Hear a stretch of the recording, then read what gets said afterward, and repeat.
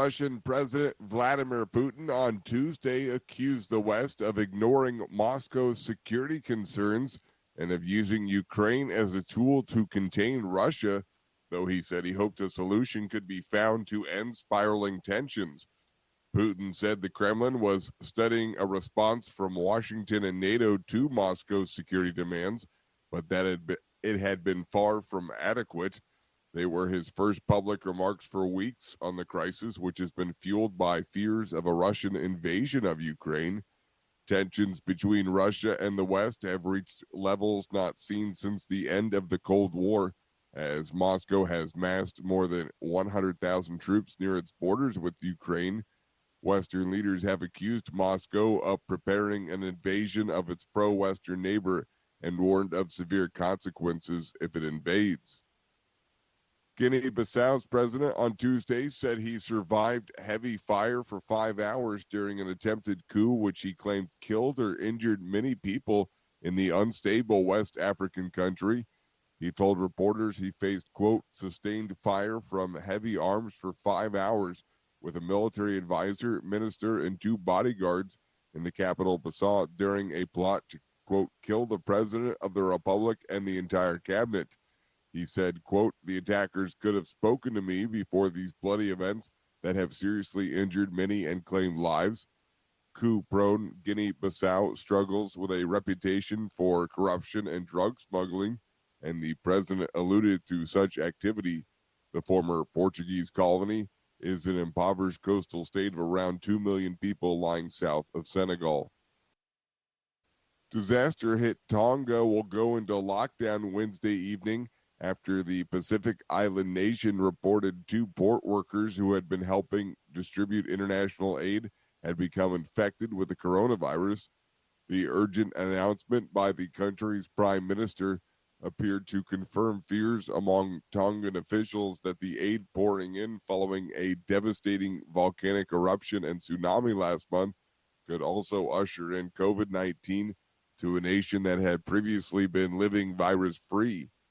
Indeed, officials expressed concern to relief workers that an outbreak of the virus could represent a bigger danger to Tonga than the tsunami, which killed 3 people and left dozens homeless. Foreign nations have been lining up to deliver aid, with ships and planes arriving from Australia, New Zealand, Japan, Britain, and China. Since the pandemic began, Tonga had previously reported just a single case of the virus last October. The Canadian province of Quebec is scrapping a plan that would make adults who refuse COVID-19 vaccines to pay a special health contribution, according to its premier, as he announced it on Tuesday, saying the idea is too divisive. The Prime Minister of Quebec unveiled the proposed measure last month, saying those who choose to avoid inoculation should help cover the extra cost imposed on the health system by the coronavirus. Experts said the idea would go against the spirit of Canada's universal public health system. The Prime Minister said he was worried about the divisions that COVID-19 and measures introduced to fight it had caused in Quebec, the second most populous of the 10 provinces. Quebec and neighboring Ontario, which together account for around 61% of the country's population, are starting to lift restrictions amid signs that the Omicron variant has peaked. A man who plowed his car into a knife attacker in an attempt to stop him from stabbing a woman has been freed without charge, British police said Tuesday.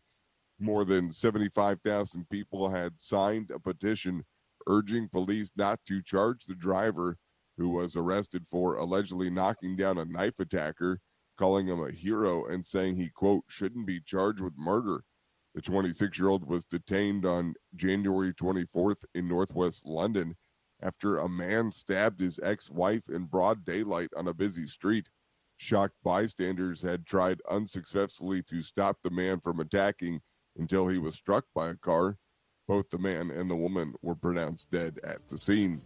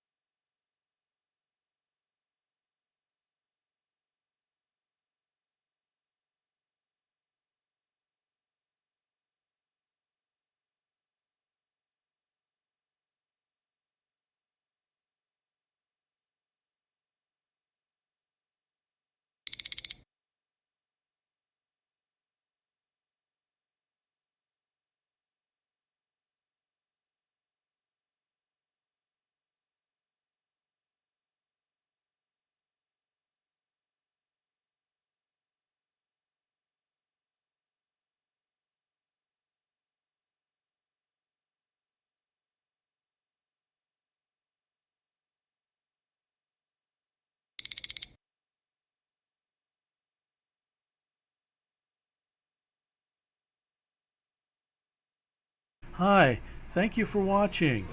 I hope the videos are useful for you. Please subscribe to my channel using the button below.